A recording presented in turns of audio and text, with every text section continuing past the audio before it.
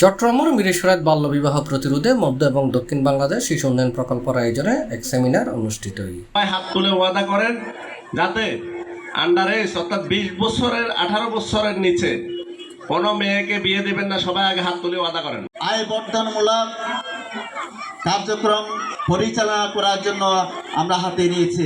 জুনের 24 তারিখ সোমবার উপজেলার জোরারগঞ্জ ইউনিয়নের গোবিন্দপুর ব্যাপটিস্ট চার্চের শিক্ষার্থী এবং অভিভাবকদের উপস্থিতিতে এই সেমিনার অনুষ্ঠিত হয়। এখানে এসেছেন এই অনুষ্ঠানে অংশগ্রহণের জন্য সবাইকে ধন্যবাদ। এটা হচ্ছে একটা সামাজিক ব্যাধি এবং এই ব্যাধি থেকে আমাদের মুক্তি প্রয়োজন।